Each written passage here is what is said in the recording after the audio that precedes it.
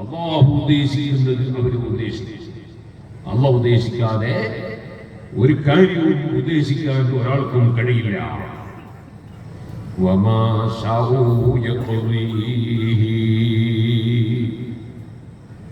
പക്ഷേ അല്ലാഹു തആല ഇന്ന ഒരു മഹാൻ ഇന്നത് ഉദ്ദേശിക്കണം എന്ന് ഉദ്ദേശിക്കുമ്പോൾ ആ മഹാൻ അത് ഉദ്ദേശിക്കും. അങ്ങനെ ഉദ്ദേശിച്ചാൽ അല്ലാഹു തആല അത് നിർവഹിച്ചു കൊടുക്കും. അല്ലാതെ അവരുടെ വകയിൽ അല്ല. എല്ലാ കാര്യങ്ങളും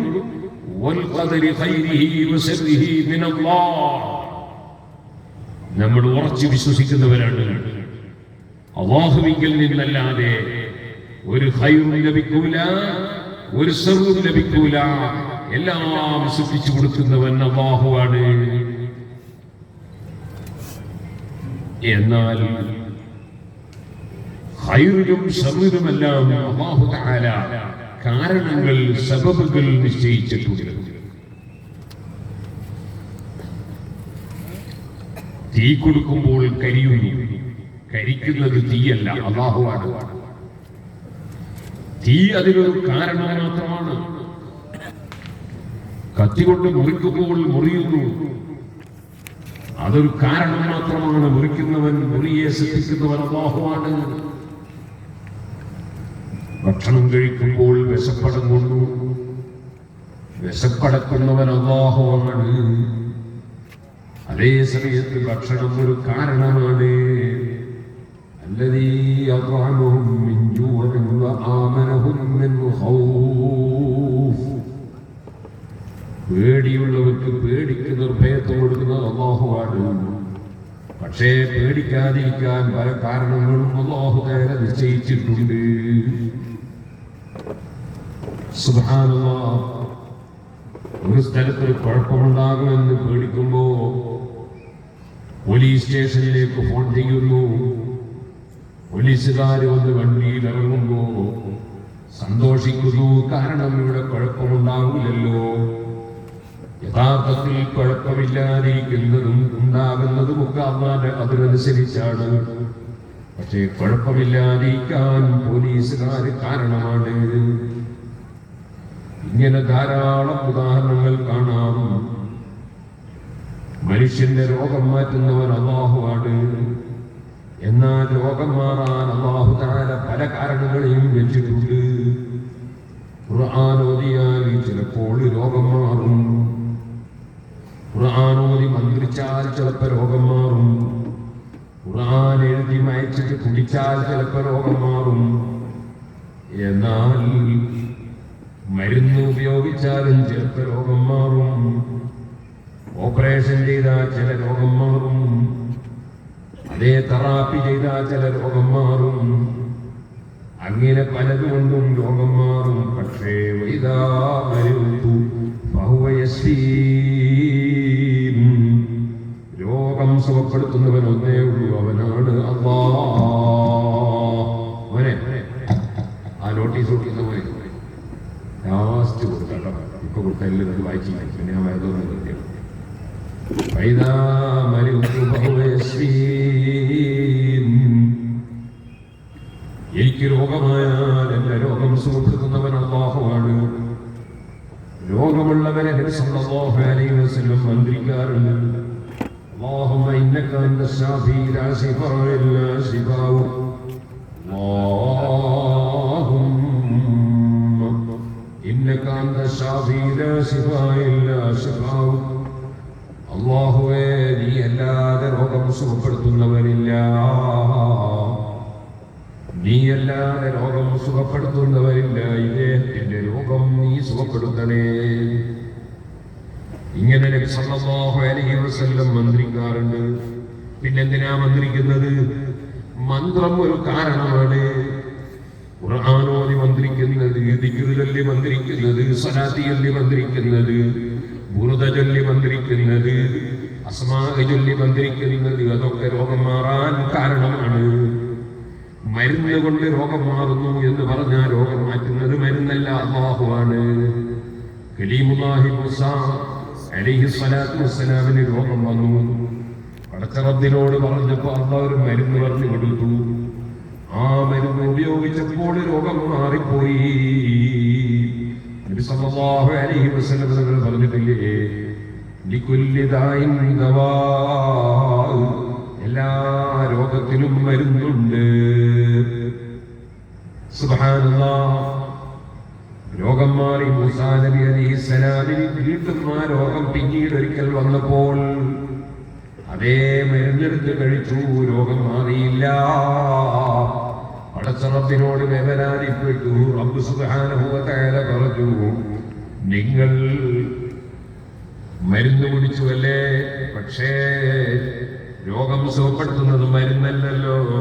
നേരത്തെ നിങ്ങളും ഞാൻ പറഞ്ഞിട്ട് കുടിച്ചതാണ്, അതുകൊണ്ട് രോഗം ഞാൻ മാറ്റി തന്നു. ഇപ്പോൾ നിങ്ങളെ വകയിൽ കുടിച്ചതാണ്, രോഗം മാറ്റിയില്ല. രോഗം മാറ്റുന്നവൻ ഞാനാണ്, മരുന്നല്ല. മഹാനായ ഇസ്സുദ്ദീൻ ഇബ്നു അബ്ദുസ്സലാം റളിയല്ലാഹു അൻഹു, മഹാനവറുകളുടെ ശിഷ്യൻ ഇബ്നു ലഖീഖുൽ ഈദ് റളിയല്ലാഹു അൻഹു, ഉസ്താദിന് ഒരു അപരനാമം വിളിച്ചു, വേറെ ഒരു പേര് വിളിച്ചു. ആ പേരാണ് സുൽത്താനുൽ ഉലമ. സുൽത്താനുൽ ഉലമ എന്ന പേര് അതേ മഹാനായ ഇസ്സുദ്ദീൻ ഇബ്നു അബ്ദുസ്സലാം റളിയല്ലാഹു അൻഹു 578 ജനിച്ച ആളാണ്. ഹിജറ ഏകദേശം 900 കൊല്ലങ്ങൾക്ക് മുമ്പ് ജീവിച്ച വലിയ പണ്ഡിതനാണ്. ആ മഹാനായ ഇസ്സുദ്ദീൻ ഇബ്നു അബ്ദുസ്സലാം റളിയല്ലാഹു അൻഹുവിന്റെ ശിഷ്യൻ ഇബ്നു ദഖീഖുൽ ഈദ് റളിയല്ലാഹു അൻഹു വലിയ ഇമാമാണ്. ആ ശിഷ്യൻ വിളിച്ച പേരാണ് സുൽത്താനുൽ ഉലമ. ആ മഹാനായ ഇസ്സുദ്ദീൻ ഇബ്നു അബ്ദുസ്സലാം റളിയല്ലാഹു അൻഹു സുന്നത്ത് ജമാഅത്തിന്റെ ആശയം പ്രചരിപ്പിക്കുന്നതിൽ വളരെ ശക്തമായി പോരാടിയ ആളാണ്. മഹാനവറുകളുടെ ചരിത്രം പറയുന്ന സ്ഥലത്ത് ഇമാം സുബക്കി റളിയല്ലാഹു അൻഹു പറയുന്നത്, വഅസാല കസീറൻ മിനൽ ബിദ്അ, അനാചാരങ്ങൾ പലതും ഇല്ലാതെയാക്കിയ ആളാണ് സുബ്ഹാനുൽ ഉലമ ഇസ്സുദ്ദീൻ ഇബ്നു അബ്ദുസ്സലാം റളിയല്ലാഹു അൻഹു. التي كان الخطباء يفعلونها, ആ അനാചാരങ്ങൾ പള്ളിയിലെ ഖതീബുമാര് ചെയ്തു വന്ന ചില അനാചാരങ്ങളാണ്. അതിലൊന്നാണ് മിൻ ദഖി സൈഫി അലൽ മിൻബരി വഗൈരി ദാലിക.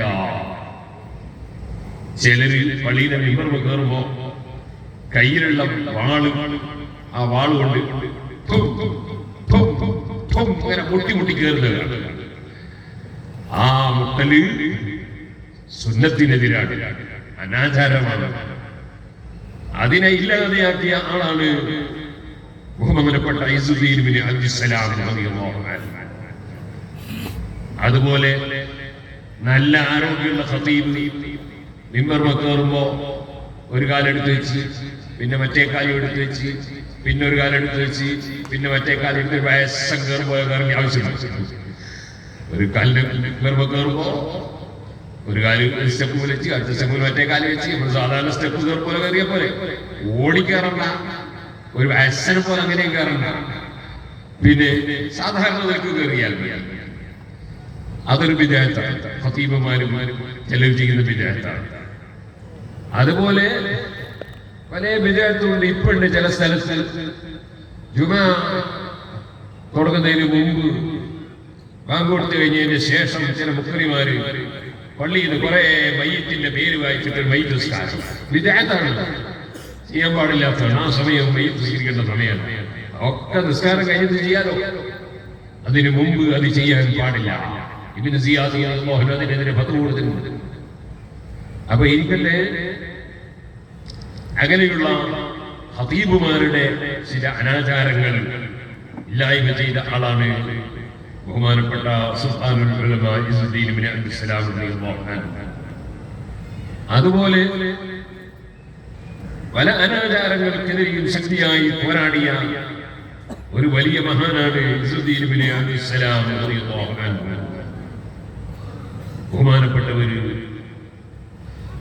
ഫ്രഞ്ചുകാർക്ക് അനുകൂലമായി വേറൊരു മുസ്ലിം രാഷ്ട്രത്തിന് അനുകൂലമായി ചില സഹായങ്ങൾ ചെയ്തതായി ഡമസ്കസിൽ അനുഭവിച്ചപ്പോൾ മഹാനവറുകൾ പള്ളിയിലെ മിമ്പറിൽ നിന്ന് അവിടുത്തെ രാജാവിന് വേണ്ടിയുള്ള ദുആ നിർത്തിക്കളഞ്ഞു.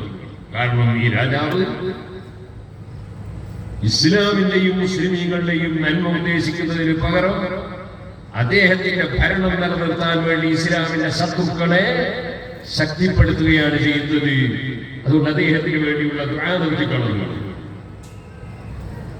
അതേ സമയത്ത് അബൂ അംർ ഇബ്നുൽ ഹാജിബിൽ മാലിക്കി എന്ന് പറയുന്ന മഹാപണ്ഡിതൻ അതേ നയം തന്നെ സ്വീകരിച്ചു. അപ്പൊ രാജാവിന് ദേഷ്യം പിടിച്ചു. അതേ എനിക്ക് വേണ്ടിയുള്ള ദുആ നിർത്തിയ മുസ്ലിയാരോ. അപ്പൊ മഹാനായ ഇസ്ദീൻ ഇബ്നു അബ്ദുസ്സലാം റളിയല്ലാഹു അൻഹു ഹിജ്റ 639 കാലത്ത് ഡമസ്കസിൽ ഈജിപ്തിലേക്ക് യാത്ര ചെയ്തു. ആ ഈജിപ്തിൽ പോയി ജീവിക്കുന്ന സമയത്ത് വലിയ സ്ഥാനം കൊടുത്ത രാജാവ് കൊടുത്തു. അവിടെ അങ്ങനെ ജീവിച്ചു കൊണ്ടിരിക്കുമ്പോ രാജാവിന്റെ കൊട്ടാരത്തിൽ വലിയ ഉന്നതമായ പദവിയുള്ള ഒരാളുണ്ട്. ഫഖ്റുദ്ദീൻ ഉസ്മാൻ ഇബ്നു സയ്യിദ് അശ്ശൂഖ് എന്നാണ് അദ്ദേഹത്തിന്റെ പേര്. അദ്ദേഹം ഒരു പള്ളിയുടെ മുകളിൽ ഒരു കെട്ടിടം, ഒരു പള്ളിയുടെ മേലെ ഒരു ചെറിയ കെട്ടിടം ഉണ്ടാക്കിയിട്ട് അവിടെ കുറച്ച് മുട്ടുന്ന ചെണ്ട കൊണ്ട് വന്ന് വെച്ച് മുട്ടാൻ തുടങ്ങി. മഹാനായ ഇസ്ദീൻ ഇബ്നു അബ്ദുസ്സലാം റളിയല്ലാഹു അൻഹു അത് പൊളിച്ചു കളയാൻ ഓർഡർ ചെയ്തു. പള്ളിന്റെ മേലെ നിർമ്മിച്ചിട്ട് ശബ്ദമുണ്ടാക്കി മുട്ടുന്ന ആ സാധനം പൊളിച്ചു കളയാൻ ഓർഡർ ചെയ്തു. ആ രാജാവിന്റെ കൊട്ടാരത്തിൽ വലിയ ഉദ്യോഗമുള്ള ആളെ സ്ഥാനത്ത് നിന്ന് ഖാദിയായ ഇസ്ദീൻ ഇബ്നു അബ്ദുസ്സലാം റളിയല്ലാഹു അൻഹു പുറത്താക്കുകയും ചെയ്തു. അങ്ങനെ അല്ലാഹുവിന്റെ ദീനിന്റെ വിഷയത്തിൽ ഒരാളെയും കൂസൂല, ഒരാളെയും വില വെക്കൂല. ദീനായി നടക്കണം. അതിൽ വലിയ നിഷ്കർഷതയുള്ള ആളാണ് മഹാനായ ഇസ്ദീൻ ഇബ്നു അബ്ദുസ്സലാം റളിയല്ലാഹു അൻഹു. ഓ സുഹൃത്തുക്കളെ, ആ ഇസ്ദീൻ ഇബ്നു അബ്ദുസ്സലാം റളിയല്ലാഹു അൻഹുവിനെ വിളിച്ച് രാജാവ് ഒരു ദിവസം ഒരു ചർച്ച ചെയ്യുകയാണ്. ഫ്രഞ്ചുകാര് നമ്മുടെ ഇസ്ലാമിക രാഷ്ട്രം വെട്ടിപ്പിടിക്കാൻ വേണ്ടി വരുന്നുണ്ട്. അവരോട് യുദ്ധം ചെയ്യണമല്ലോ. ആ യുദ്ധത്തിന് നമുക്ക് സാമ്പത്തികമായ ഭദ്രത വേണമല്ലോ. അതിപ്പോൾ ഇല്ലാത്തത് കൊണ്ട് ഞാൻ നാട്ടുകാരോടെല്ലാം പണം കടം വാങ്ങാൻ പോവുകയാണ്. അതിന് സമ്മതം ചോദിക്കുകയാണ് ഇസ്ദീൻ ഇബ്നു അബ്ദുസ്സലാം റളിയല്ലാഹു അൻഹുവിനോട്. മഹാനവറുകൾ രാജാവിനോട് പറഞ്ഞു, ആയിട്ടില്ല, നിങ്ങളെ വീട്ടിലുള്ള സ്വർണം മുഴുവനും കൊണ്ടുവരണം, നിങ്ങളെ വീട്ടിലുള്ള പണം മുഴുവനും കൊണ്ടുവരണം, നിങ്ങളുടെ പത്നിയുടെ സ്വർണവും കൊണ്ടുവരണം, നിങ്ങളെ മന്ത്രിമാരുടെയും ഗവർണർമാരുടെയും സ്വർണമൊക്കെ കൊണ്ടുവരണം. അതെല്ലാം ഈ പട്ടാളത്തിന്റെ ചെലവിലേക്ക് കൊടുക്കണം. അങ്ങനെ എല്ലാം കൊടുത്തു കഴിഞ്ഞിട്ടും യുദ്ധം നയിക്കാൻ കഴിയാത്ത സാമ്പത്തികമായ പ്രശ്നമുണ്ടോ എങ്കിൽ നമുക്ക് ജനങ്ങളോട് കടം വാങ്ങാം. മഹാനായ ഇസ്ദീൻ ഇബ്നു അബ്ദുസ്സലാം റളിയല്ലാഹു അൻഹുവിനെ അനുസരിക്കാനേ രാജാവിന് പറ്റൂ, അല്ലെങ്കിൽ ജനങ്ങളോട് രാജാവിനെതിരാകും. മഹാനവറുകൾ പറഞ്ഞതുപോലെയൊക്കെ ചെയ്തു. ഇസ്ലാമിന്റെ വിരോധികൾ രാജ്യം പിടിക്കാൻ വേണ്ടി വരികയാണ്. സുബ്ഹാനല്ലാഹ്, ഈജിപ്തുകാർക്ക് വലിയ പേടി. നമുക്ക് അവരെ നേരിടാൻ കഴിയോ? ഫ്രഞ്ചുകാര് വലിയ ശക്തന്മാരല്ലേ. ആ സമയത്ത് മഹാനായ ഇസ്ദീൻ ഇബ്നു അബ്ദുസ്സലാം റളിയല്ലാഹു അൻഹു സുൽത്താനുൽ ഉലമ അവരോട് പറഞ്ഞു, ഖുദൂ വഅനദാമിനു ലക്കും മിനല്ലാഹിൻ നസ്ർ, നിങ്ങൾ പുറപ്പെട്ടോളൂ യുദ്ധത്തിന്, നിങ്ങൾക്ക് വിജയം ഞാൻ ഏറ്റെടുത്തിരിക്കുന്നു. പടച്ചവൻ നിങ്ങൾക്ക് വിജയം തരുമെന്ന് ഞാൻ ഏറ്റെടുത്തിരിക്കുന്നു. അല്ലാഹുവിന്റെ ഔലിയാക്കളിൽ ചില മഹാന്മാരുണ്ട്, അവരങ്ങനെയൊക്കെ ചിലപ്പോ പറഞ്ഞു വരും. കാരണം ഏകൽ കൂടാതെ ഞാൻ ചെയ്തില്ല ഒന്നുമേ, എന്നാണ് നിന്നെ പറയുന്നും കേട്ടോവർ. ആരാനും ചോദിച്ചാൽ അവരോട് ചൊല്ലുവാർ, അനുവാദം വന്നാൽ പറവൻ ഞാൻ എന്നോവർ.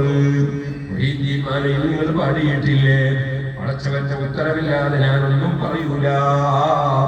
ഏതുപോലെ പരിശുദ്ധ ഖുർആനിൽ നിങ്ങൾ കണ്ടിട്ടില്ലേ മഹാനായ ഖദർ അലൈഹിസ്സലാമിന്റെ വാക്ക്, വമാ ഫഅൽതുഹു അൻ അംരി, എന്റെ വകയിൽ ഞാനൊന്നും ചെയ്തിട്ടില്ല, മുഴുവനും അല്ലാഹുവിന്റെ ഓർഡർ പ്രകാരമാണ്. അമ്പിയാക്കൾ അവരൊരു കാര്യം ചെയ്യുമ്പോൾ പടച്ചവന്റെ ഓർഡർ പ്രകാരം അല്ലാതെ ഒന്നും ചെയ്യൂല. സുബ്ഹാനല്ലാഹ്, നിങ്ങൾക്ക് ഹദീസ് കാണാം. വാഫഖ്തു റബ്ബി ഫീ സലാസിൻ, ഉമർ ഇബ്നു ഖത്താബ് റളിയല്ലാഹു അൻഹു ദിവസം പറഞ്ഞതാണ്, ഞാൻ 3 കാര്യത്തിൽ അല്ലാഹുവോട് യോജിച്ചു. എന്താണ് പറഞ്ഞത്? നബി സല്ലല്ലാഹു അലൈഹി വസല്ലം തങ്ങളോട് ഉമർ ഇബ്നു ഖത്താബ് റളിയല്ലാഹു അൻഹു ദിവസം പറഞ്ഞു, നബിയെ, ഈ ഇബ്രാഹിം മഖാം ഉണ്ടല്ലോ, ഇബ്രാഹിം മഖാം എന്ന് പറഞ്ഞാൽ ഇബ്രാഹിം നബി അലൈഹി സ്വലാത്തു വസ്സലാം കഅബ നിർമ്മിക്കാൻ വേണ്ടി കയറി നിന്ന കല്ല്, ആ കല്ലിന്റെ മേലെ ഇബ്രാഹിമിന്റെ കാലിന്റെ അടയാളം പതിഞ്ഞിട്ടുണ്ട്. ആ കല്ല് അതിന്റെ സമീപത്ത് വെച്ച് നമ്മളൊരു നിസ്കാരം പാസാക്കിയാൽ നന്നായി എന്ന് പറഞ്ഞു. അപ്പൊ നബി സല്ലല്ലാഹു അലൈഹി വസല്ലം തങ്ങള് സ്വന്തത്തിൽ അങ്ങനെ പറയാൻ പറ്റില്ലല്ലോ. അപ്പൊ റളിയല്ലാഹു അൻഹുവിനോട് നമ്മൾ ഓർഡർ ഇല്ലാതെ പറയാൻ പറ്റില്ല. നബി തങ്ങൾ കാത്തു നിന്നു. പക്ഷേ അതാ ഖുർആനിൽ ആയത്ത് വരുന്നു, വത്തഖിദൂ മിൻ മഖാമി ഇബ്രാഹീം മുസല്ലാ. ഇബ്രാഹിം നബി അലൈഹിസ്സലാമിന്റെ മഖാം എന്ന് പറഞ്ഞാൽ ഇബ്രാഹിം നബി കയറി നിന്ന കല്ല്, ആ കല്ലിന്റെ സമീപത്ത് വെച്ച് നിങ്ങൾ നിസ്കരിച്ചോളൂ. ഇന്നും തവാഫ് കഴിഞ്ഞാൽ 2 റകഅത്ത് സുന്നത്ത് നിസ്കരിക്കാൻ തിരക്കില്ലെങ്കിൽ ഏറ്റവും നല്ലത് അവിടെയാണ്. തിരക്കുണ്ടെങ്കിൽ അവിടെ നിസ്കരിക്കാൻ പാടില്ല, മറ്റുള്ളവരുടെ തവാഫിന് ബുദ്ധിമുട്ടാകും. തവാഫ് ചെയ്യുന്നവരുടെ കാലം കൊണ്ട് ചവിട്ടിയിട്ട് നമുക്ക് ബുദ്ധിമുട്ടാകും. അപ്പോൾ പിന്നെ തിരക്കില്ലാത്ത സ്ഥലത്ത് പോയിട്ടാണ് നിസ്കരിക്കേണ്ടത്. തിരക്കില്ലെങ്കിൽ ഏറ്റവും നല്ല സ്ഥലം ഇബ്രാഹിം മഖാമിന്റെ സമീപത്താണെന്ന് ഇമാമികൾ രേഖപ്പെടുത്തിയത് കാണാം. സുഹൃത്തുക്കളെ, ഖുർആനിൽ ഓർഡർ വന്നു. അപ്പോ ഓർഡറില്ലാതെ നബി സല്ലല്ലാഹു അലൈഹി വസല്ലം ഒന്നും പറയില്ല. അതുപോലെ അല്ലാഹുവിന്റെ ഔലിയാക്കൾ വലിയ വലിയ പ്രമുഖന്മാർ അവരും ഓർഡറില്ലാതെ പറയില്ല. മഹാനായ സുൽത്താനുൽ ഉലമ ഇസ്മാഈൽ ഇബ്നു അബ്ദുസ്സലാം റളിയല്ലാഹു അൻഹു പറഞ്ഞു, അന വാമിനുൻ, ഞാൻ ഏറ്റെടുക്കുന്നു, ലക്കും നിങ്ങൾക്ക് അല്ലാഹു നസ്ർ, അല്ലാഹു നിങ്ങളെ സഹായിക്കും. നിങ്ങൾ പേടിച്ചോടല്ല, നിങ്ങൾ ധീരമായിട്ട് നേരിട്ടോളൂ. നിങ്ങളുടെ മുസ്ലിം രാഷ്ട്രം പിടിക്കാൻ വേണ്ടി അതാ ഫ്രഞ്ചുകാര് വേറൊരു കൂട്ടർ വന്നതാ. നമ്മൾ അങ്ങോട്ട് യുദ്ധത്തിന് പോയതല്ല. ഇത് തീവ്രവാദമല്ല, ഭീകരവാദമല്ല.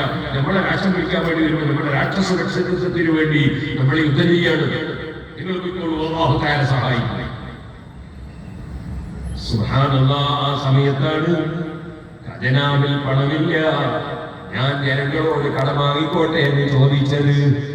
അപ്പൊ പറഞ്ഞ മറുപടിയാണ്, രാജാവിന്റെ വീട്ടിലുള്ള മുഴുവൻ പണവും വരട്ടെ, സ്വർണം വരട്ടെ, എല്ലാം കഴിഞ്ഞിട്ട് മതിയാകുന്നില്ലെങ്കിൽ നമുക്ക് ജനങ്ങളോട് വാങ്ങാം. സുബ്ഹാനല്ലാഹ്, യുദ്ധത്തിന് വേണ്ടി പോയി. യുദ്ധത്തിൽ മഹാനായ സുൽത്താനുൽ ഉലമയും പങ്കെടുത്തു. ആ ഫ്രഞ്ചുകാര് വലിയ ശക്തിയായ വ്യൂഹമാണ്, വലിയ കപ്പലിൽ കയറി വന്നിരിക്കുകയാണ്. യുദ്ധമങ്ങ് കൊടുമ്പിരി കൊടുക്കും, മുസ്ലിമീങ്ങൾക്ക് പരാജയം വരികയാണ്. അപ്പോഴാണ് സുഹൃത്തുക്കളെ, മഹാനായ സുൽത്താനുൽ ഉലമ ഒരൊറ്റ വിളിയാണ്, യാ മരീഹു ഖുദീഹിം, യാ മരീഹു ഖുദീഹിം, യാ മരീഹു ഖുദീഹിം. കാറ്റേ അവരെ പിടിച്ചോ, കാറ്റേ അവരെ പിടിച്ചോ, കാറ്റേ അവരെ പിടിച്ചോ. വിളിച്ചെന്ന് പറഞ്ഞപ്പോൾ കടലിൽ കഠിനമായ കാറ്റടിക്കുന്നു. ആ കാറ്റ് വന്ന് ഫ്രഞ്ചുകാരുടെ കപ്പലെല്ലാം തകരുന്നു. അവരവിടെ മുങ്ങി നശിക്കുന്നു. ഇത് കണ്ടപ്പോഴാണ് ഒരാൾ ഉറക്കെ വിളിച്ചു പറഞ്ഞത്, എന്താ അൽഹംദുലില്ലാഹില്ലദീ അറാനാ ഫീ ഉമ്മത്തി മുഹമ്മദിൻ സ്വല്ലല്ലാഹു അലൈഹി വസല്ലമ റജുലൻ സഖറ ലഹു റീഹ്. അല്ലാഹുവിനെ കാറ്റിനെ അധീനപ്പെടുത്തി കൊടുത്ത ഒരു വ്യക്തിയെ കാണാൻ അല്ലാഹു നമുക്ക് അവസരം തന്നല്ലോ. അൽഹംദുലില്ലാഹ്. അല്ലാഹു സുബ്ഹാനഹു വ തആല സുലൈമാൻ നബി അലൈഹി സ്വലാത്തു വസ്സലാമിനെ കാറ്റിനെ അധീനപ്പെടുത്തി കൊടുത്തിരുന്നു എന്ന് ഖുർആൻ പറയുന്നുണ്ട്. അത് സുലൈമാൻ നബിയുടെ മുഅ്ജിസത്തായിരുന്നു. ഇത് ബഹുമാനപ്പെട്ട സുൽത്താനുകളുടെ കറാമത്താണ്. ഇസുദ്ദീൻ ഇബ്നു അബ്ദുസ്സലാം റളിയല്ലാഹു അൻഹുവിന്റെ കറാമത്താണ്. ഇമാം സുഹ്രി റളിയല്ലാഹു അൻഹു അത് രേഖപ്പെടുത്തുന്നുണ്ട്. ഞാനിത് പറഞ്ഞു വന്നത് അതാണ് ബഹുമാനപ്പെട്ട അബൂ യസീദ് ബിസ്താമി നമ്മൾ ചൊല്ലിയത് മുസ്തഖറുഹും ഫിൽ കായിനാതി ഫമാ യശാഉ ശാഉ വമാ ശാഉ യഖദീഹി.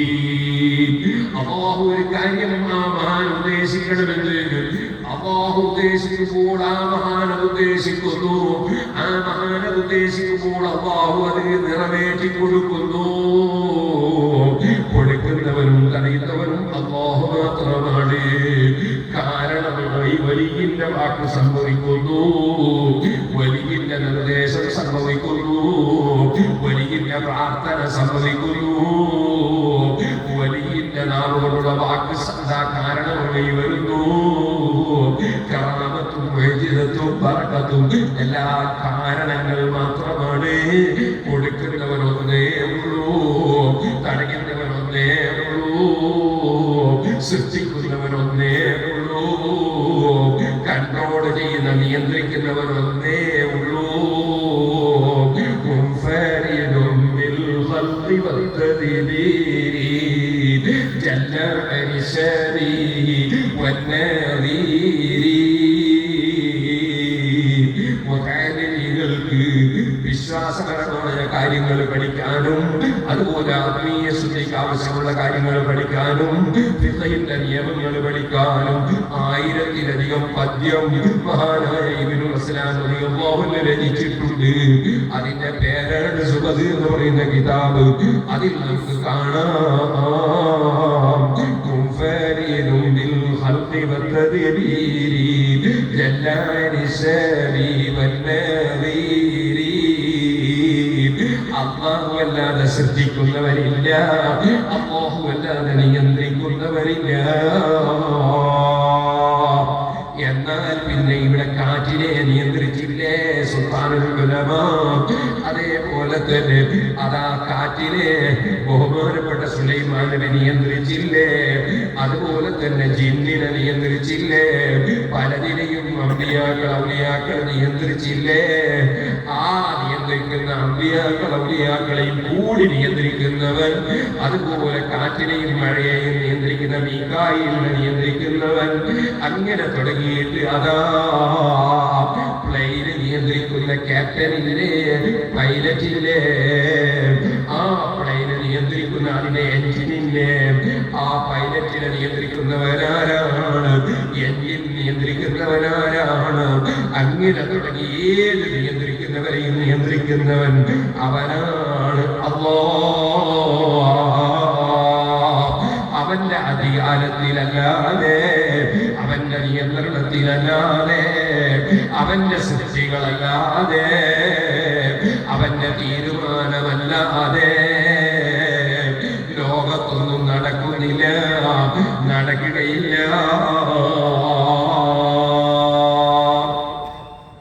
പക്ഷേ അവൻ നിമിത്തമായി കാരണമായി നിശ്ചയിച്ചതുമായി നമുക്ക് ബന്ധപ്പെടാം.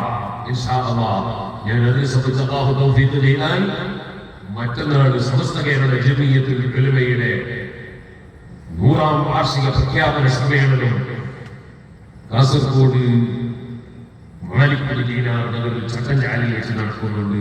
അവിടെ വെച്ച് അല്ലാഹു തൗഫീഖ് ചെയ്താൽ ഞാൻ അതിനെ സംബന്ധിച്ച് എനിക്ക് പറയാം. ഇപ്പോൾ അതിലേക്ക് കടക്കുന്നില്ല. എല്ലാം കൊടുക്കുന്നവരും തടയുന്നവരും അല്ലാഹു മാത്രം. അതാണ് സുന്നത്ത് ജമാഅത്തിന്റെ വിശ്വാസം. ചിലരുടെ ധാരണ, ചില ചെറുപ്പക്കാർ അവർക്ക് കൂടുതൽ വിവരം ഇല്ല. അല്ലാഹു നമുക്കും വിവരം വർദ്ധിപ്പിച്ചു തരട്ടെ. നമ്മളും വലിയ വിവരമുള്ളവരൊന്നുമല്ല. വിവരമുള്ളവരാരാണ്? ഏറ്റവും വലിയ വിവരമുള്ള ആള് മുഹമ്മദ് റസൂലുള്ളാഹി. ആ റസൂലുള്ളാഹിനെ കഴിഞ്ഞാൽ അല്ലാഹുവിന്റെ അമ്പിയാക്കള്, ആ അമ്പിയാക്കളെ കഴിഞ്ഞാൽ വിവരമുള്ളവർ സഹാബികള്, ആ സഹാബികളിൽ നിന്ന് ഇൽമു പഠിച്ച ഇമാമിങ്ങള്, ആ ഇമാമിങ്ങളുടെ ശേഷം അവർ പിന്തുടരുന്ന ഇമാമിങ്ങള്, അതേ ശാഫിഈ, മാലിക്, بن نعمان وأحمد بن حنبل وسفيان وغيرهم من سائر الأئمة على هدى والاختلاف رحمة. നാല് മദ്ഹബിന്റെ ഇമാമിങ്ങൾ അവർ വലിയ വിവരമുള്ള പണ്ഡിതന്മാരാണ്. അവരെ പിന്തുടർന്നവരാണ് ശേഷമുള്ള എല്ലാ ഇമാമിങ്ങളും. ആ ഇമാമിങ്ങൾ വലിയ വിവരമുള്ളവരാണ്.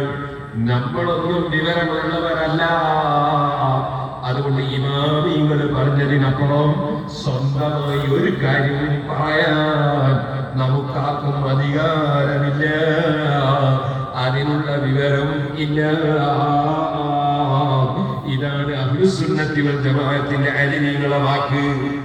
അതേ സമയത്ത് സുഹൃത്തുക്കളെ, സുന്നിയല്ലാത്ത സലഫിയാണോ, ജമാഅത്ത് ഇസ്ലാമിയാണോ, തബ്ലീഗ് ജമാഅത്തുകാരനാണോ, അതേ വ്യാജ തരീഖത്തുകാരനാണോ, അവന് പറയാനുള്ളത് ഞങ്ങൾക്ക് ഖുർആൻ അറിയാം, ഞങ്ങൾക്ക് ഹദീസ് അറിയാമെന്നാണ്. വാസ്തവത്തിൽ അവർക്ക് അറിഞ്ഞുകൂടാ.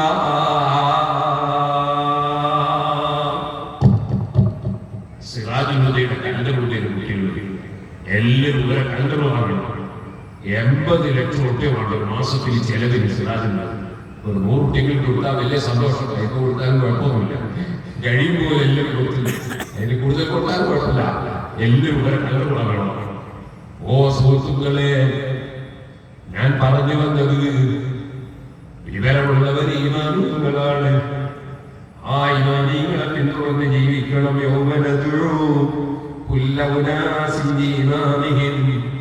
എല്ലാ ജനങ്ങളെയും അള്ളാന്റെ കോടതിയിൽ വെച്ച് അവരെ ഇമാമികളിലേക്ക് ചേർത്തുകൊണ്ട് വിളിക്കും.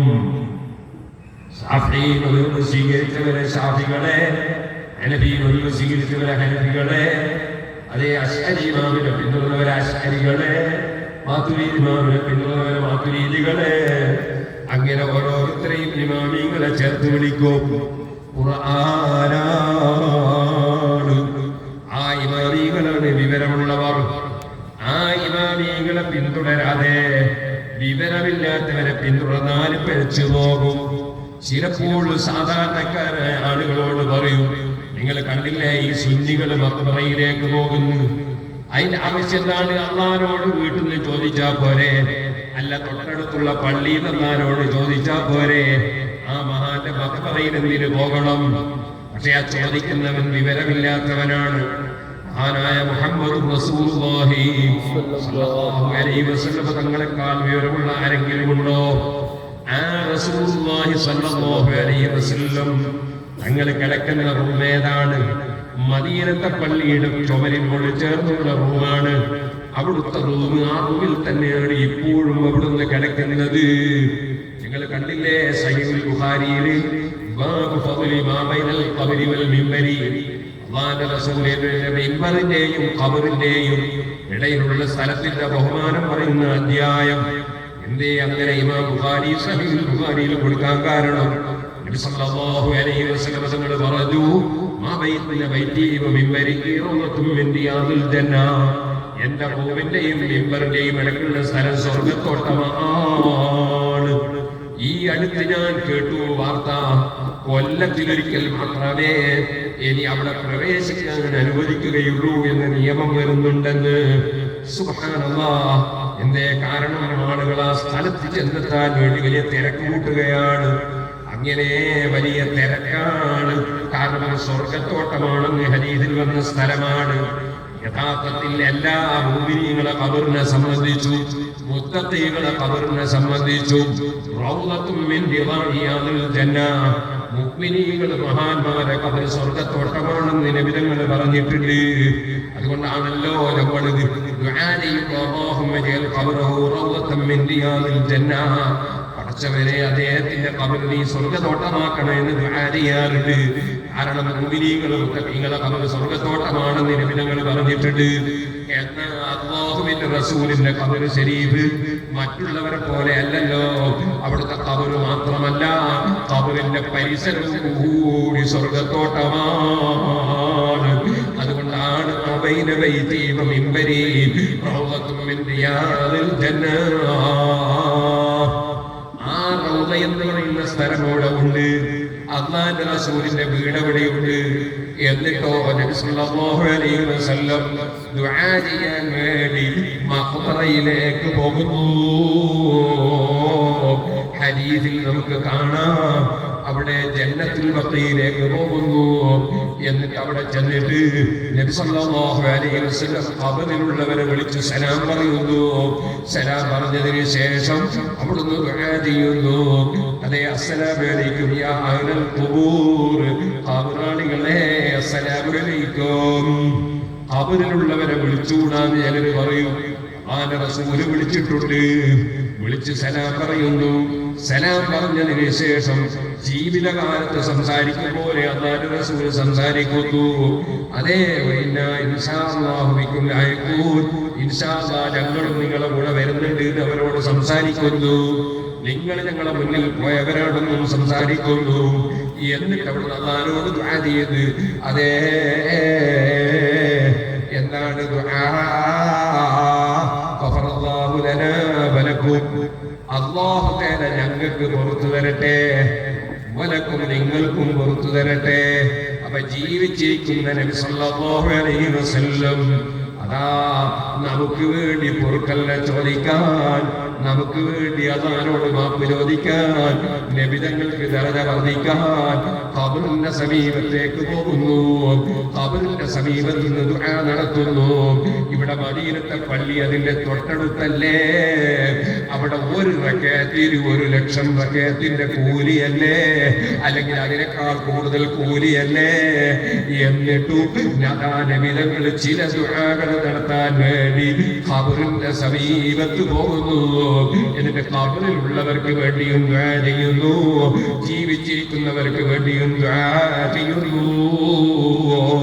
മറ്റൊരു ദുആ യർഹമുല്ലാഹുൽ മുസ്തഖ്ദിമീന മിന്നാ വൽ മുസ്തഖിരീൻ. ഇങ്ങനെ പല ദുആയും ഖബറിന്റെ സമീപത്ത് നബിതങ്ങൾ ദുആ ചെയ്തും ചെയ്യാനും പഠിപ്പിച്ചിട്ടുണ്ട്. അതെന്തേ? മഹാന്മാരെ ഖബറിന്റെ അടുക്കൽ ബറക്കത്തുണ്ട്, അവിടെ റഹ്മത്ത് ഇറങ്ങുന്നുണ്ട്. അത് പഠിപ്പിച്ചത് റസൂലുള്ളാഹി സ്വല്ലല്ലാഹു അലൈഹി വസല്ലം തങ്ങളാണ്.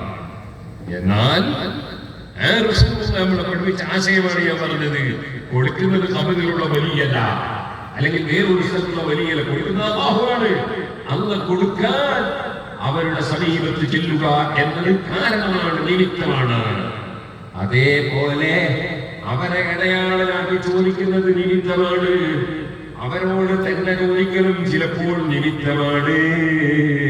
നിങ്ങൾ കണ്ടില്ലേ, 2 കണ്ണിനും കാഴ്ചയില്ലാത്ത സഹാബി ഹബീബ് നബിതങ്ങളോട് വന്ന് സങ്കടം പറയുന്നു.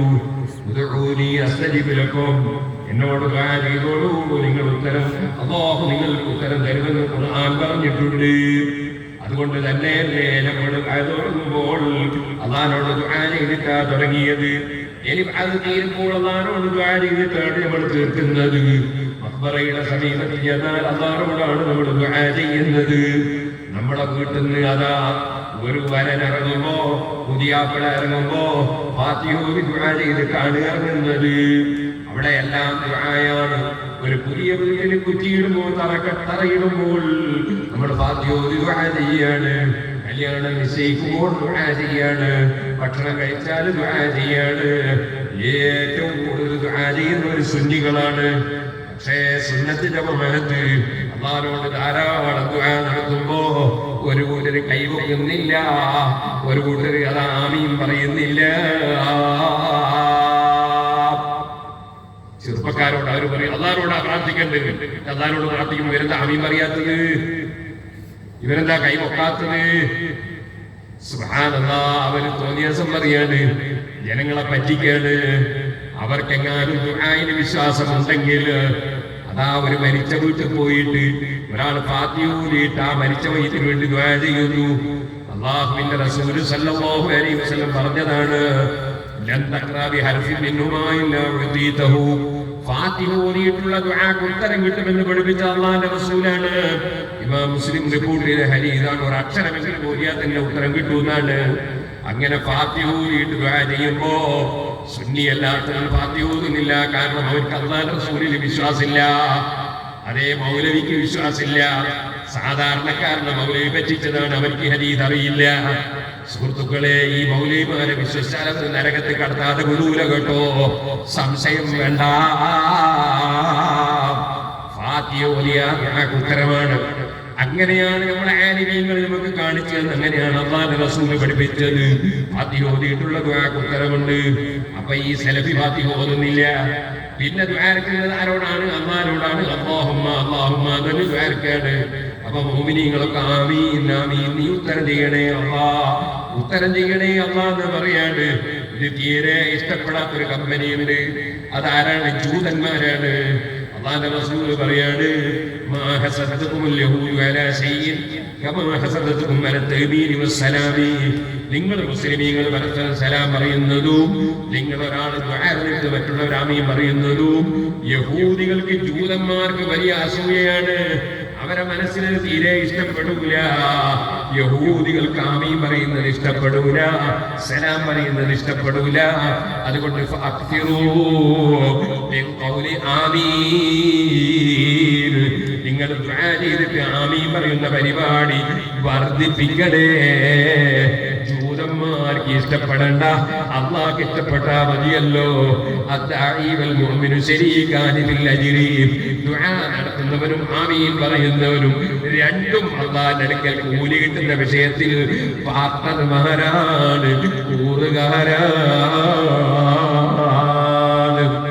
അപ്പൊ ആ ദുആക്ക് ആമീൻ പറയാൻ സലഫീനെ കിട്ടൂല, ജമാഅത്തുകാരനെ കിട്ടൂല. വാസ്തവത്തിൽ അല്ലാഹുവിനോട് ദുആ ചെയ്യുമ്പോ ആ ദുആക്ക് ഉത്തരം കിട്ടാനുള്ള ചില സംഗതികളുണ്ട്. അതിൽ പെട്ടതാണ് ഒന്നിച്ചുള്ള ദുആ. വമജ്തമഅ മലഉൻ ഫയദഉ ബഅദുഹും വയുഅമ്മിനു ബഅദുഹും ബില്ലാ അജാബഹുല്ലാഹ്. കൂട്ടായ ദുആ, ഒന്നിച്ചുള്ള ദുആ, അതിന് അല്ലാഹു ഉത്തരം കൊടുക്കുമെന്ന് മുഹമ്മദ് റസൂലുള്ളാഹി. ഇതുപോലെ രോഗികളുടെ ദുആക്ക് ഉത്തരമുണ്ട്. രോഗമുള്ളവർ മോശക്കാരാണെന്ന് വിചാരിക്കരുത്. രോഗികളെ രോഗം സുഖപ്പെടുന്നത് വരെ അവരെ ദുആക്ക് ഉത്തരമുണ്ട്. സദഖ ചെയ്തിട്ടുള്ള ദുആക്ക് പ്രത്യേകം ഉത്തരമുണ്ട്. സുഹൃത്തുക്കളെ, യാത്രക്കാരൻ യാത്ര തീരുന്നത് വരെ ദുആക്ക് ഉത്തരമുണ്ട്.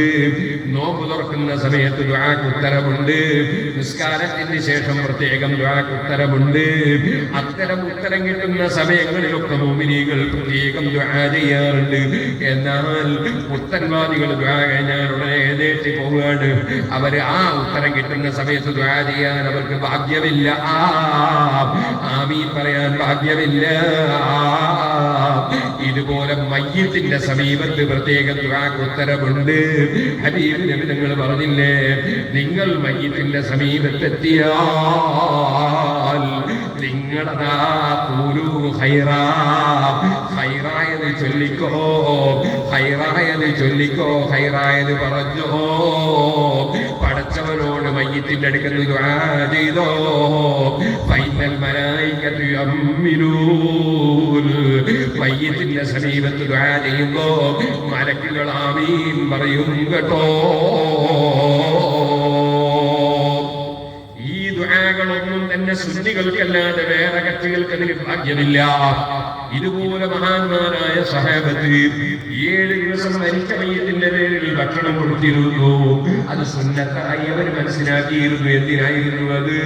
ഇമാം അഹ്മദ് റളിയല്ലാഹു അൻഹു റിപ്പോർട്ടിൽ ഹദീസിൽ കാണാം, ഇന്നഹും കാനൂ യുഫ്തനൂന ഫീ ഖുബൂരിഹിം സബ്അൻ. 7 ദിവസം അതാ അതേ മരിച്ചുപോയ മയ്യിത്തിന് ഖബറിൽ ചോദ്യമുണ്ട്. അതുകൊണ്ട് ആ ചോദ്യത്തിൽ രക്ഷപ്പെടാൻ ഫകാനൂ യസ്തഹിബൂന യുഖഅമാനിൽ മയ്യിത്ത് സബഅത അയ്യാം. 7 ദിവസം മരിച്ച മയ്യിത്തിന്റെ പേരിൽ സഹാബത്ത് ഭക്ഷണം കൊടുത്തിരുന്നു. ആ സുന്നത്ത് 1000ഓളം കൊല്ലമായി മക്കയിലും മദീനയിലും തുടർന്നുകൊണ്ടിരിക്കുന്നു എന്ന് 911 വഫാത്തായ ഇമാം സുയൂത്തി രേഖപ്പെടുത്തുന്നു. ഈ മയ്യിത്തിന്റെ പേരിൽ ഭക്ഷണം കൊടുത്തിട്ട് ആ മയ്യിത്തിനെ രക്ഷപ്പെടുത്താനുള്ള ഭാഗ്യം സലഫിയായ മോന് കിട്ടിയില്ല. ബാപ്പാന്റെ മോൻ സലഫിയായപ്പോ ബാപ്പാക്ക് ഈ മയ്യിത്തിന് വേണ്ടി കൊടുത്ത ഭക്ഷണത്തിന്റെ ഫലം ഖബറിൽ കിട്ടിയില്ല, ദുആ കിട്ടിയില്ല. എന്തിനധികം പറയണം, മയ്യിത്ത് കൊണ്ടുപോകുന്ന സമയത്ത് ലാ ഇലാഹ ഇല്ലല്ലാഹ് എന്ന ഏറ്റവും ബഹുമാനമുള്ള വാചകം ചൊല്ലി മുഅ്മിനീങ്ങൾ പോകുമ്പോ സലഫി മൗലവി പറഞ്ഞു കൊടുക്കുന്ന പോലെ എന്റെ ഉപ്പാനെ കൊണ്ടുപോകുമ്പോ പശുവിനെ കൊണ്ടുപോകുമ്പോ ചത്ത പശുവിനെ കൊണ്ടുപോകും പോലെ കൊണ്ടുപോയാ മതി. അവിടെ ദിക്റില്ലല്ലോ.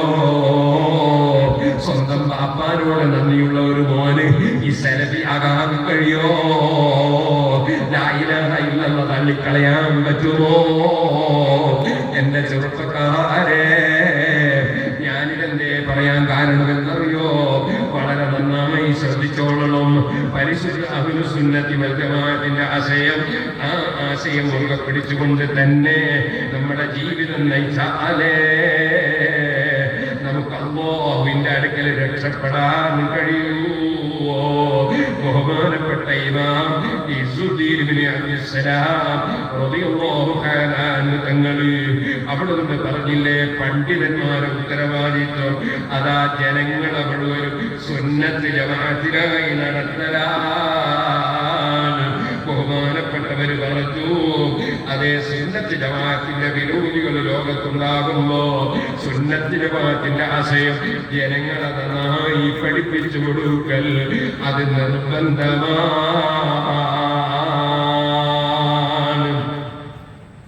അത് ചെയ്തില്ലെങ്കിലോ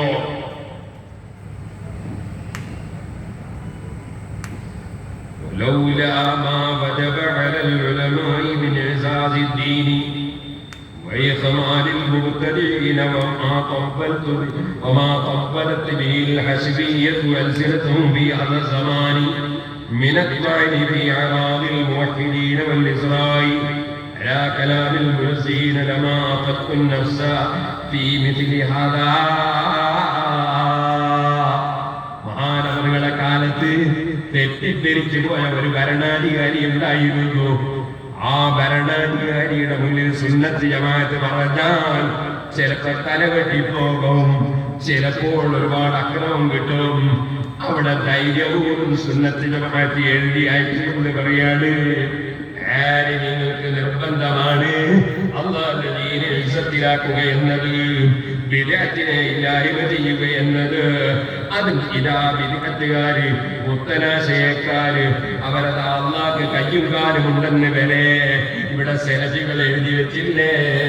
അല്ലാഹുവിന്റെ റസൂൽ പിഴച്ചൂത് വരെ 2010 ജൂലൈയിൽ അൽമനാർ എന്ന പത്രത്തിൽ സെലഫികൾ എഴുതി വെച്ചില്ലേ. ഇങ്ങനെ എഴുതിയ ഈ കാലത്ത് ഉത്തരവാദിത്വം എന്താണ്? ബഹുമാനപ്പെട്ടവര് പറയാണ്,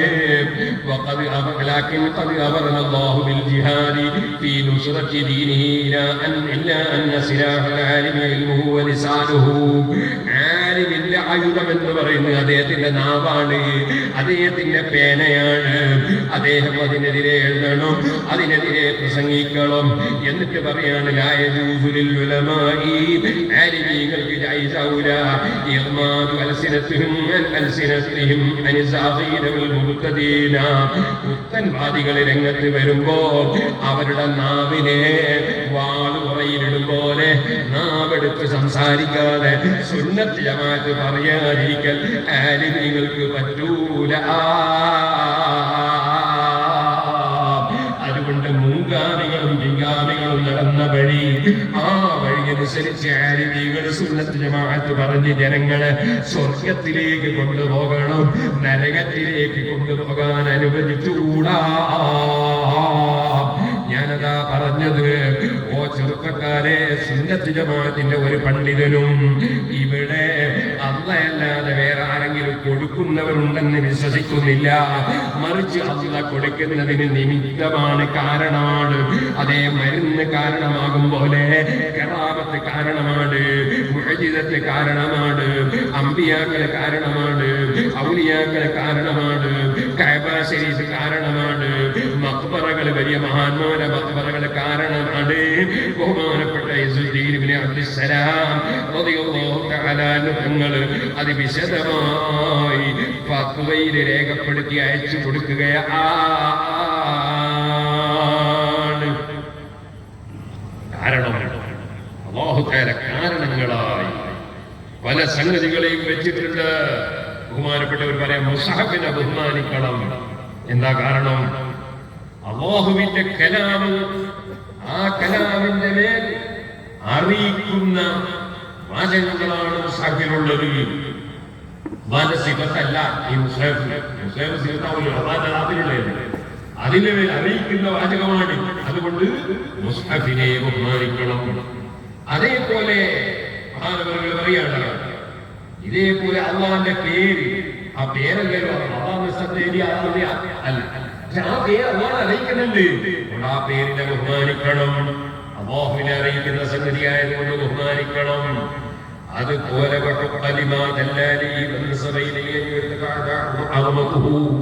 അല്ലാഹുവിനെ അറിയിക്കുന്നതും അല്ലാഹുവിലേക്ക് ചേർത്ത് പറയുന്നതുമായ വിഷയങ്ങൾക്ക് ബഹുമാനമുണ്ടെന്ന് വിശ്വസിക്കണം. അതിന്റെ ആദരവിനെ പരിഗണിക്കണം. വലിയ അക്കാരണത്തിന് വേണ്ടി കഅബയെ ബഹുമാനിക്കൽ നിർബന്ധമാണ്. കഅബ എന്ന് പറഞ്ഞാൽ അല്ലാഹല്ലോ, അല്ലാഹുവിന്റെ സിഫത്തല്ലല്ലോ. ആ കഅബ കാണുമ്പോൾ അല്ലാഹുവിനെ ഏതൊക്കെ അല്ലാഹുവിന്റെ വീടുതല്ലേ പറയുന്നത്. അപ്പൊ കഅബയെ ബഹുമാനിക്കണം. അമ്പിയാക്കളെ ബഹുമാനിക്കണം. വലിയ ഇബാദത്തെടുത്ത് ജീവിക്കുന്ന മഹാന്മാരെ ബഹുമാനിക്കണം. സാലിഹീങ്ങളെ ബഹുമാനിക്കണം. അതുപോലെ ഹജറുൽ ചോദിക്കുന്നത് എന്താണ്? കല്ലല്ലേ. പക്ഷേ അത് സ്വർഗത്തിൽ നിന്ന് കൊണ്ടുവന്ന കല്ലാണ്. കഅബയുടെ മൂലയിലുള്ള കല്ലാണ്. അമ്പിയാക്കൾ ചുംബിച്ച കല്ലാണ്. അതേ മുസ്ഹഫ് എടുക്കുമ്പോൾ അതുണ്ടാകണം. മുസ്ഹഫ് തൊടാൻ മാത്രമല്ല, മുസ്ഹഫിന്റെ അരുവിലുള്ള വെള്ളക്കടലാസ് തൊടാനും അതുണ്ടായിരിക്കണം.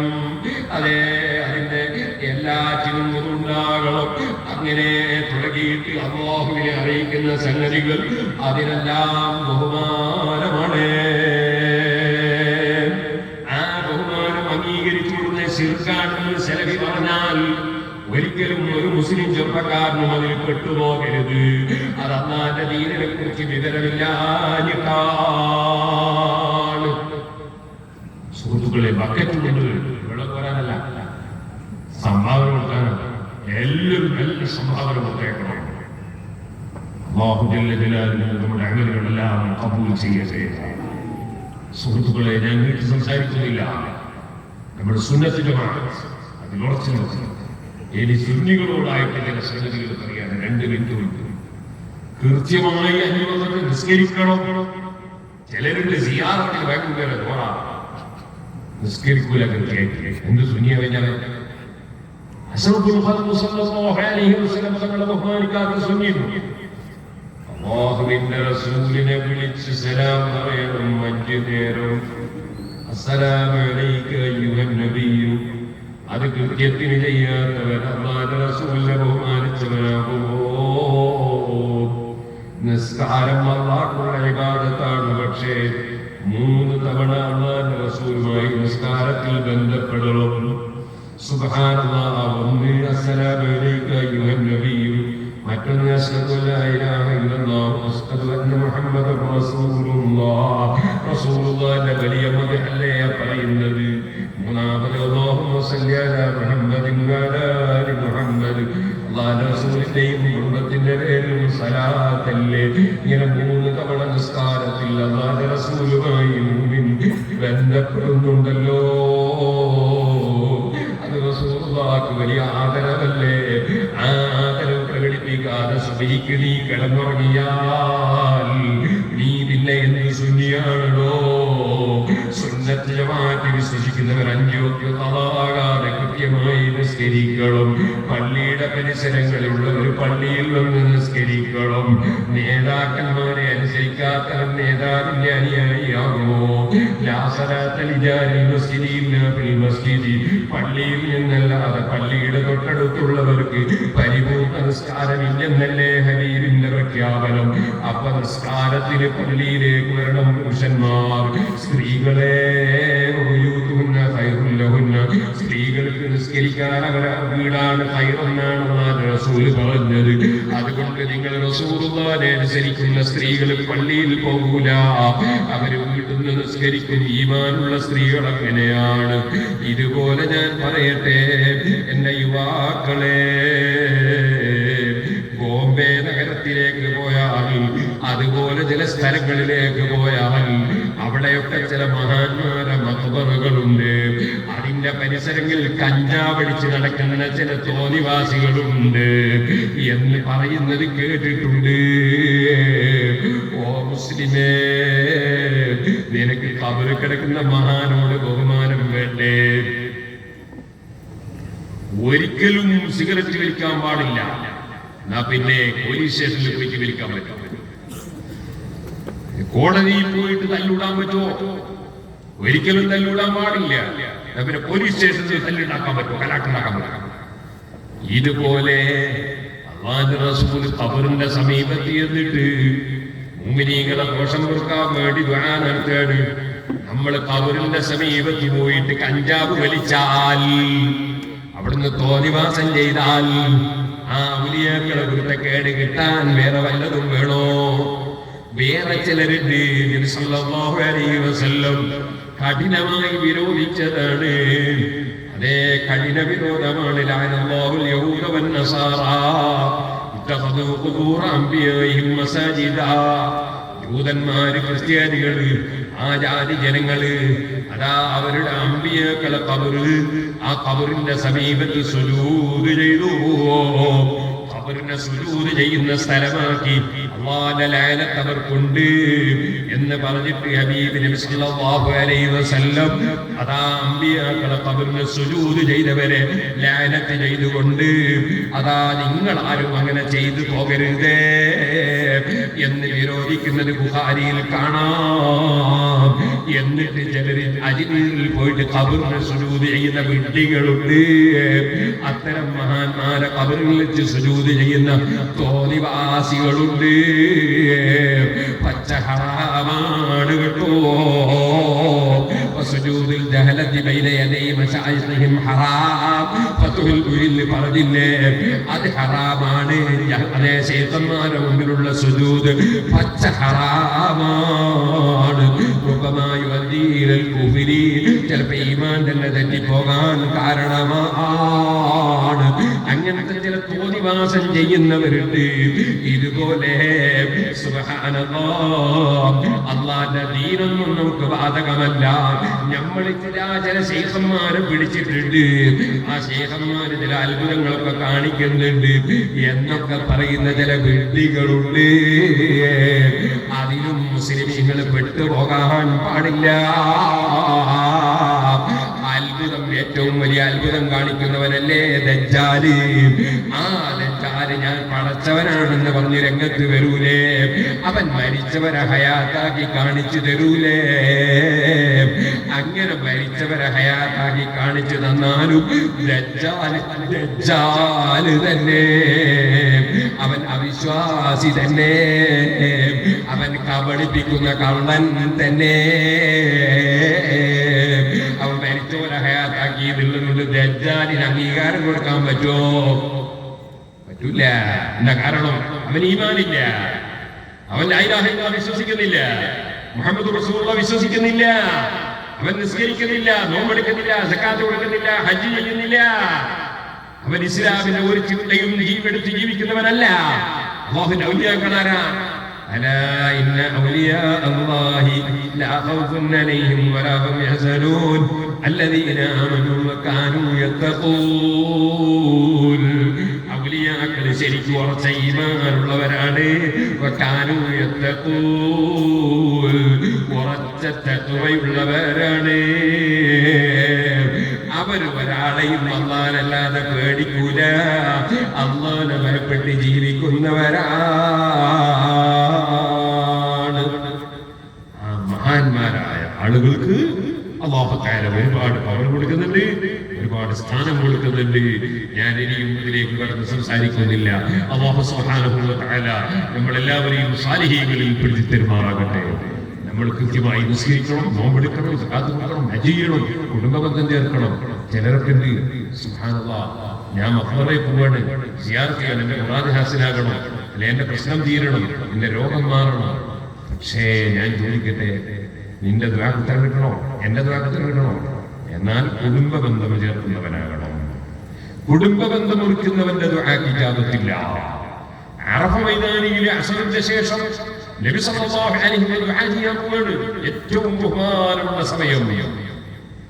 നബി തങ്ങൾ പറയുന്നു, കുടുംബ ബന്ധം മുറിച്ച വല്ലവരുണ്ടെങ്കിൽ എഴുന്നേറ്റ് പോകണേ, എഴുന്നേറ്റ് പോകണം. ഒരാൾ എഴുന്നേൽക്കുന്നു, പോകുന്നു, അദ്ദേഹത്തിന്റെ ഉമ്മയുടെ അനുജത്തിയുമായോ മറ്റോ എന്തോ ഒരു ചെറിയ പ്രശ്നമുണ്ട്, പോയിട്ട് അതാ പൊരുത്തപ്പെടിച്ച് തിരിച്ചു വരുന്നു. നബിതങ്ങൾ ചോദിക്കുന്ന എവിടെ പോയി, കാര്യം അദ്ദേഹം വിവരിക്കുന്നു. അവിടുന്ന് പറയുന്നു, കുടുംബ ബന്ധം മുറിക്കുന്നവൻ സദസ്സിലുണ്ടെങ്കിൽ ദുആക്ക് ഉത്തരം കിട്ടൂല. ആരാണ് ഇവിടെ ദുആ ചെയ്യുന്നത്? മുഹമ്മദ് റസൂലുള്ളാഹി സ്വല്ലല്ലാഹു അലൈഹി വസല്ലം. അവിടുത്തെ ദുആക്ക് ഉത്തരം കിട്ടാതിരിക്കുമോ? ആമീൻ പറയുന്നത് സിദ്ദീഖ് റളിയല്ലാഹു അൻഹു ഔലിയാക്കളുടെ നേതാവല്ലേ. പക്ഷേ ദുആക്ക് ഉത്തരം കിട്ടാൻ കുടുംബ ബന്ധം മുറിക്കുന്നവരോട് അത് തിരുത്തി വരാൻ ആവശ്യപ്പെടുകയാണ്. കുടുംബ ബന്ധം ചേർക്കണം, അയൽവാസികൾക്ക് നന്മ ചെയ്യണം, നമ്മുടെ സ്വന്തം ഭാര്യമാരോട് നല്ല സ്വഭാവത്തിൽ പെരുമാറണം. നമ്മുടെ അടിമകളല്ല നമ്മുടെ ഭാര്യമാർ, നമ്മുടെ പാർട്ട്ണർമാരാണ്. ഞാനൊരിക്കൽ വണ്ടിയിൽ ഇങ്ങനെ പോകുമ്പോ ഒരാളെ അദ്ദേഹത്തിന്റെ ഭാര്യ വിളിച്ചപ്പോ എനിക്ക് കാണാനും തൊടാനും പറ്റുന്ന പെണ്ണാണ്. അതുകൊണ്ട് തന്നെ ആ വണ്ടിയിലുള്ള ആള് അവള് സംസാരിക്കുന്നത് ഞാൻ കേട്ടാ കുഴപ്പമൊന്നുമില്ല എന്നുള്ളതിലേക്ക് സ്പീക്കറിലാണ് സംസാരിക്കുന്നത്. അപ്പൊ ഉടനെ തന്നെ ചോദിച്ചു, ഈ ഫോൺ എടുത്ത ആള് ചോദിച്ചു, ആരാ വിളിക്കുന്നത്? ഉടനെ തന്നെ ആ സ്ത്രീ പറഞ്ഞു, നിങ്ങളെ പാർട്ട്ണറാണ്, ഭാര്യയാണ്. ഭാര്യമാര് നമ്മളെ പാർട്ട്ണർമാരാണ്, നമ്മളെ കൂറുകാരാണ്, അല്ലാതെ നമ്മുടെ അടിമകളല്ല. ആ ധാരാളം ചിലരുണ്ട്, ഭാര്യനെ ചീത്ത പറയുന്നവരുണ്ട്, ഭാര്യനെ തല്ലാൻ പോകുന്നവരുണ്ട്. നിങ്ങളിവിടെ ഉണ്ട് എന്നല്ല, ഇല്ലാന്നല്ല, അതെനിക്കറിയില്ല. ഓ സഹോദരന്മാരെ, ഭാര്യമാരോട് നല്ല സ്വഭാവം വേണം. ഭാര്യമാരോട് നല്ല നിലയ്ക്ക് പെരുമാറണമെന്ന് ഖുർആൻ. ഓ സ്ത്രീകളെ, ഭർത്താവിന്റെ പൊരുത്തം വാങ്ങണം. അതേ അല്ലാഹുവിന്റെ റസൂൽ പറഞ്ഞില്ലേ,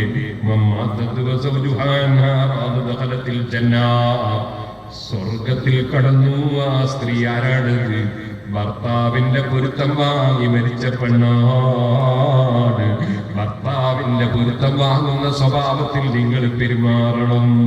ഓ കുട്ടികളെ, യുവാക്കളെ, വാപ്പ ഉമ്മയുടെ പൊരുത്തം വാങ്ങണം. വാപ്പ ഉമ്മയുടെ പൊരുത്തത്തിലാണ് അല്ലാഹുവിന്റെ പൊരുത്തം. അതുകൊണ്ട് തന്നെ ഉമ്മാനോട് കശക്കി സംസാരിക്കരുത്, താഴ്മയോടെ അല്ലാതെ ഉമ്മാനോട് സംസാരിക്കരുത്. വാപ്പാനോട് താഴ്മയിലല്ലാതെ സംസാരിക്കരുത്, ശബ്ദത്തിൽ സംസാരിക്കരുത്, കയർത്ത് സംസാരിക്കരുത്. വളരെ താഴ്മയോടെ സംസാരിക്കണം. ഖുർആൻ പഠിപ്പിക്കുന്ന ആശയമാണ്. ഉമ്മ-ബാപ്പയെ നന്നായി പരിഗണിക്കണം, പ്രായമുള്ളവരെ ബഹുമാനിക്കണം, ആദരിക്കണം, കുട്ടികളോട് കാരുണ്യം കാണിക്കണം. പഠിക്കുന്ന മുതഅല്ലിമീങ്ങൾക്ക് ആദരവ് നൽകണം. അവർ അല്ലാഹുവിന്റെ റസൂൽ സല്ലല്ലാഹു അലൈഹി വസല്ലം തങ്ങളുടെ സ്വത്ത് കിട്ടാൻ വേണ്ടി അധ്വാനിക്കുന്നവരാണ്. റസൂലുള്ളാഹിന്റെ സ്വത്ത് എന്ന് പറയുന്നത് ഇൽമാണ്. ആ ഇൽമ് കിട്ടാൻ അധ്വാനിക്കുന്ന മുതഅല്ലിമീങ്ങളെ ബഹുമാനിക്കുന്ന മലക്കുകളുണ്ട്. പിന്നെ നമ്മളും ആദരിക്കണ്ടേ.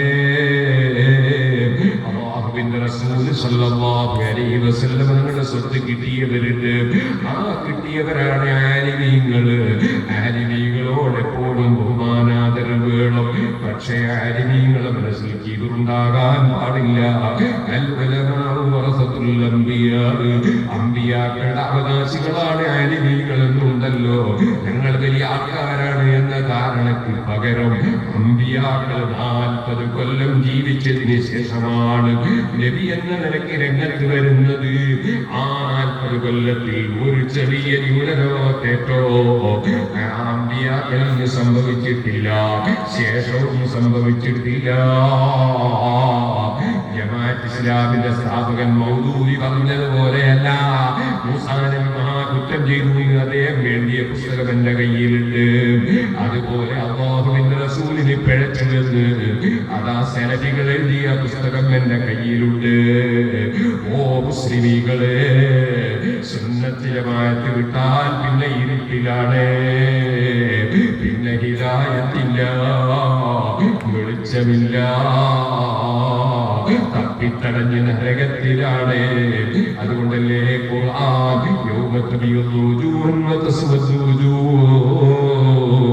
പടച്ചവന്റെ കോടതിയിലെത്തുമ്പോ ഒരു വിഭാഗത്തിന്റെ മുഖം സന്തോഷം കൊണ്ട് വെളുക്കുകയാണ്, പ്രകാശിക്കുകയാണ്. വേറൊരു വിഭാഗത്തിന്റെ മുഖം കറുത്തിരുണ്ട് പോവുകയാണ്. ഖുർആൻ പറഞ്ഞപ്പോൾ ഖുർആനിലെ വ്യാഖ്യാനം പറഞ്ഞ സഹാബികളിൽ ഏറ്റവും വലിയ പ്രഗൽഭനായ അബ്ദുല്ലാഹി ഇബ്നു അബ്ബാസ് റളിയല്ലാഹു അൻഹു എന്ന സഹാബി അതിന്റെ വിശദീകരണം പറഞ്ഞത് എന്താണ്?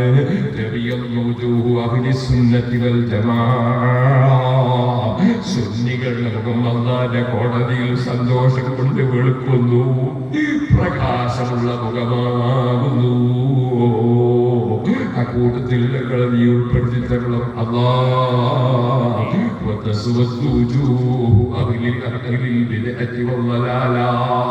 പിഴച്ചുപോയ പുത്തനാശയക്കാരുടെ മുഖം അള്ളാന്റെ മുമ്പിൽ വെച്ച് കറുത്തിരുണ്ട് കരുവാളിച്ച് കറുത്തുപോകുന്നു.